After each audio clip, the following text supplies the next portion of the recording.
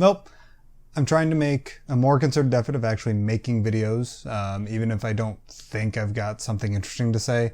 I've come to the realization that, you know what, the whole point of me making this YouTube channel is to make stuff and to talk about Star Wars whenever I want to, really. And you guys provide an outlet for that for me, and I thank you guys for that. And really, we don't have anything else going on right now because of D23 is still like 2 or 3 weeks away, and as of right now, I'm filming this on Sunday the 4th, and so we're still 2 days away from both A Crash of Fate and the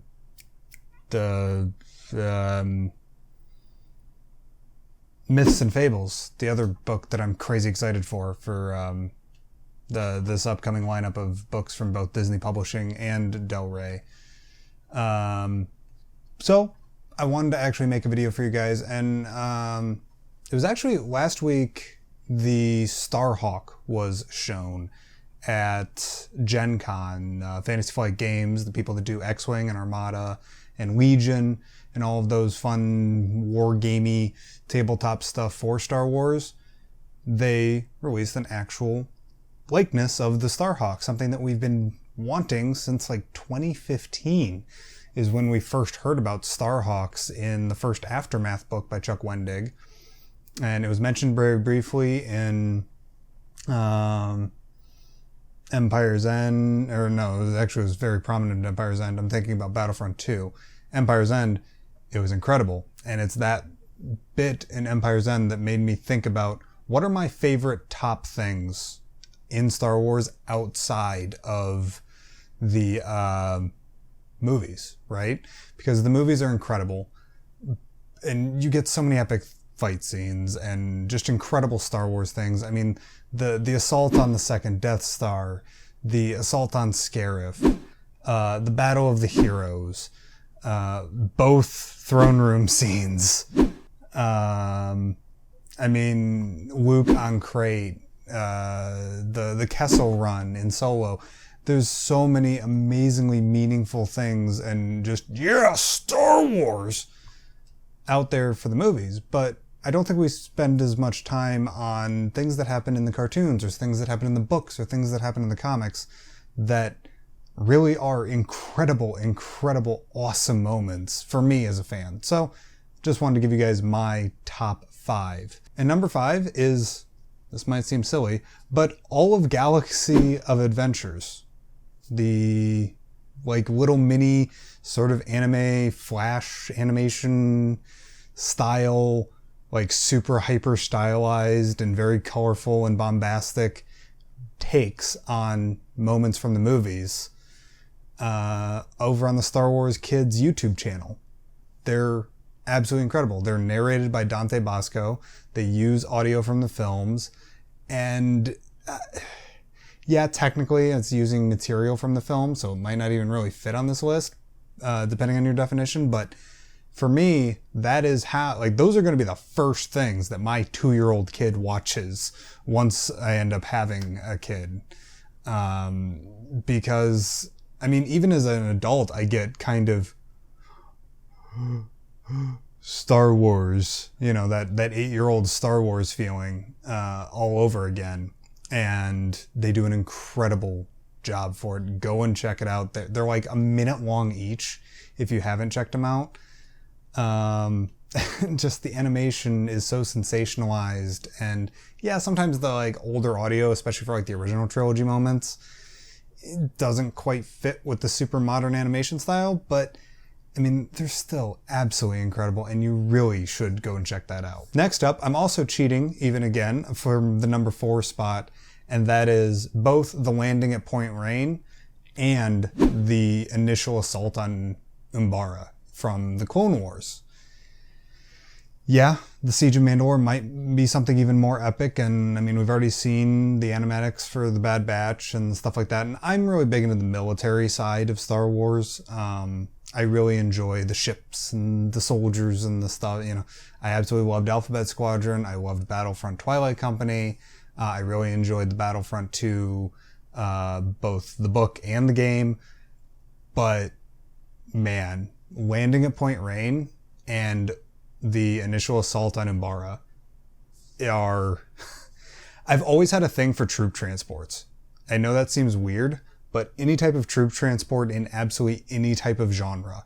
It could be fantasy, it could be science fantasy like Star Wars, it could be sci-fi. Anything where you have troops storming the beaches, as it were, just always makes me go, yeah. And I mean, you get that in spades. I mean, really, I think Landing at Point Rain is only in season 2 of the Clone Wars. I actually, you know what? Let me check that. Yes, season 2, episode 5 is exactly where Landing at Point Rain happens. And I mean, it's the Battle of Geonosis, an animated version, really. And just the huge coordinated battle plan and, you know, all these different types of specialized units all coming in and landing at different points where they need to take out this defensive position and that defensive position. It gives me those 8-year-old goosebumps all over again. That's really what this list is about, is does it give me the 8-year-old goose pimples?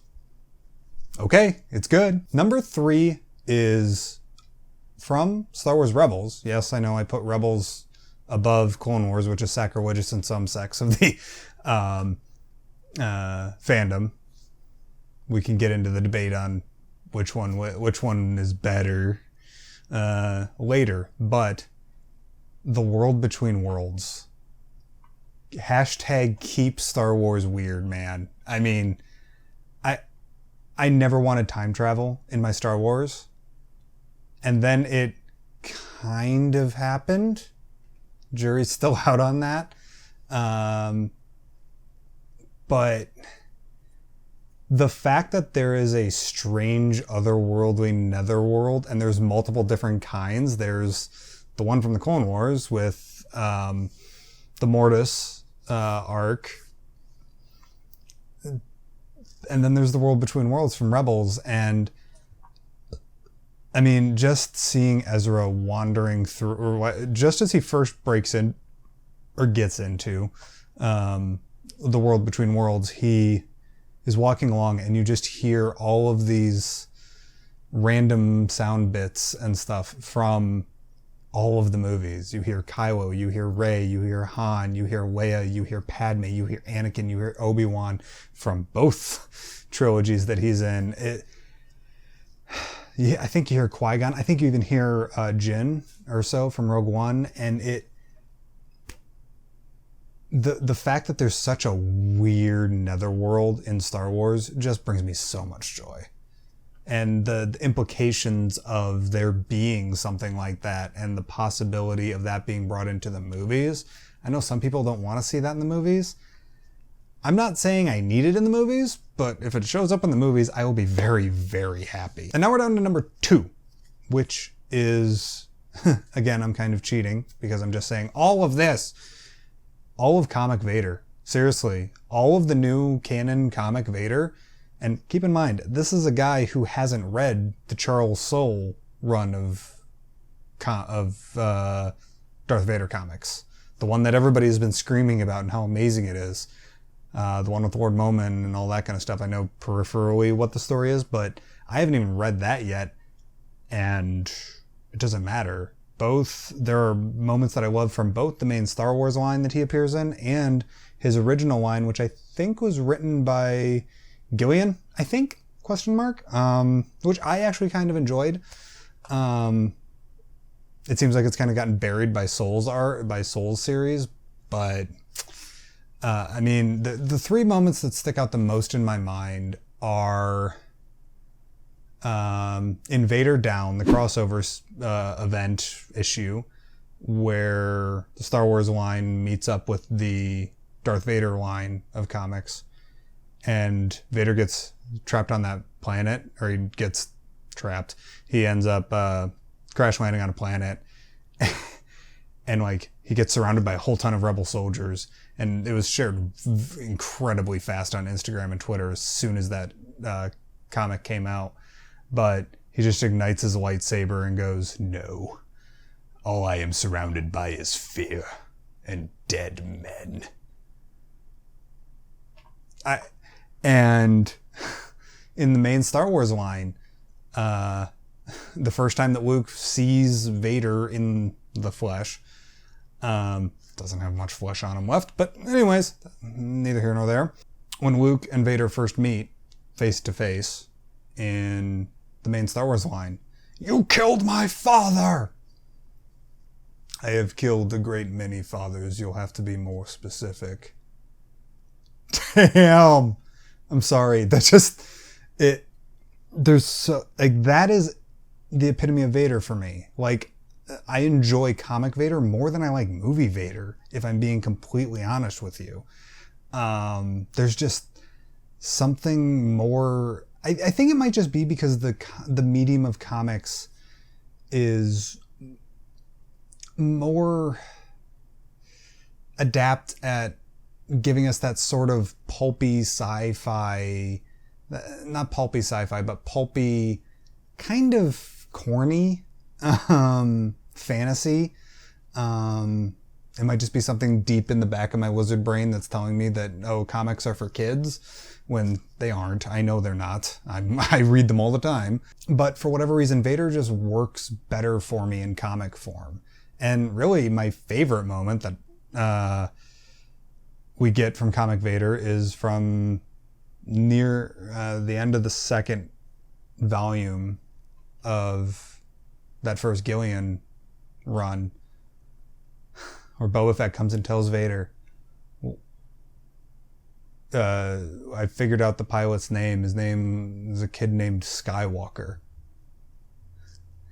And it cuts out, and I'm probably just going to show it on screen, but it cuts out to a new pane. It's like a half-page splash, I think. And you see Vader clenching his fist, and the entire viewport in this like observation deck on a Star Destroyer just starts cracking in spider webs. And like that's one of the very few times that I can really see Anakin inside that suit. That's not just a robotic.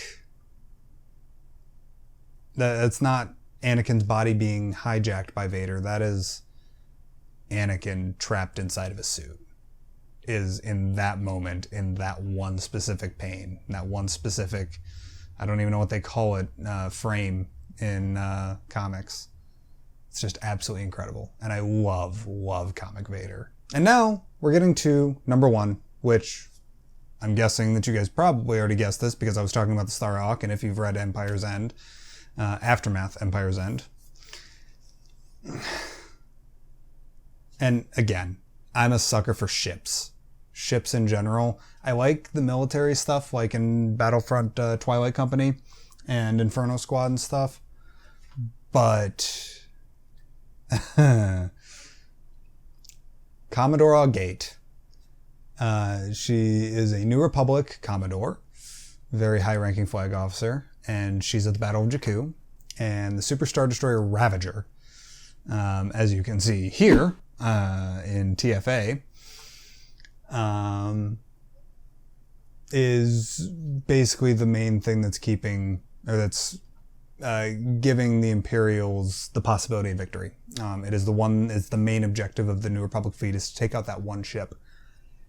And Starhawk happens to have very, very, very powerful tractor beams and ion weapons. And she manages somehow or another, will of the Force, or her own will, or both, probably both, she takes the engines out, or she gets the engines taken out through her command, or some of the engines out of the Super Star Destroyer Ravager. And she straight suplexes a Super Star Destroyer into a planet. How, like, I don't know how much, or how Star Warsy, how Rebellion-esque, how just absolutely incredible that sequence is. I mean, it is only in written form. We haven't even seen it. But the fact that Commodore Augate gave her ship and her wife, her entire crew, abandoned ship, by the way, I think, and on her orders, and she got in behind the Ravager, took massive, massive damage, and just dragged a Super Star Destroyer into the gravity well of Jakku and called it a day. That is why Finn and Rey and the Millennium Falcon and BB-8 can scream through the Ravager in The Force Awakens, is because Commodore Agate suplexed that SOB straight into the ground. It's just, like, how incredibly childish of a fantasy is that, and how amazing is it that not only did Chuck Wendig come up with that, but the fact that the story group was like, yeah, oh yeah, she can suplex a Super Star Destroyer. It just, every time I even think about that term, suplexing a Super Star Destroyer, it just makes me go, it's stupid. And you know what? That's what's wonderful about Star Wars. One of the other reasons why I was thinking about this is because of this book that I have upside down. This book that I've been very, very slowly reading. I want to do a review on this. You know what? Maybe I'll speed through the rest of this. It's a book by Ken Knapsack, Why We Love Star Wars. The Great Moments That Built a Galaxy Far, Far Away. And I absolutely love Ken Knapsack over on the... I've fanboyed about Ken Knapsack and Joseph Scrimshaw and Jennifer Landa enough on Twitter and here and on the streams and stuff.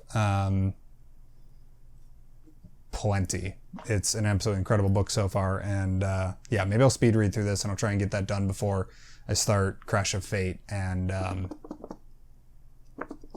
Myths and Fables. Anyways, thank you guys very much for listening to me ramble on about my favorite non-movie moments of Star Wars in the new canon. I didn't include Legends just because, if I'm being honest, I barely remember a lot of Legends. I mean, I've been doing so much since 2014, since the canon reset, to just cram, really, for all of the canon material, even the material I don't really like. That I've almost forgotten most of the Legends books that I've read. I mean, I still remember the general plot points, but I don't remember any incredibly memorable moments. I imagine that they're there, and if you can think of anything from Legends, please let me know in the comments down below. Let me know what your guys' favorite moments are outside of the movies. What are some of the most epic, amazing, just, yeah, Star Wars moments that you guys have experienced outside of the films? Let me know in the comments down below. Real quick, I already posted this up on Twitter, but I'm going on an indefinite hiatus for streaming. I won't be streaming on the YouTube channel, and I won't be streaming on the Twitch channel. Just some mental health thing. Just streaming right now is not great for my mental health. But I am working on another project that's set to hopefully launch in the next 2 or 3 weeks, hopefully. And I'm really excited for that, and I will get you more details as soon as I can. Nothing huge and grand, or, no collabs or anything like that, but just a new step in my content creation adventures, I guess, is the best way to put them. So, anyways, thank you guys very much for watching, and as always, may the Force be with you. Take care.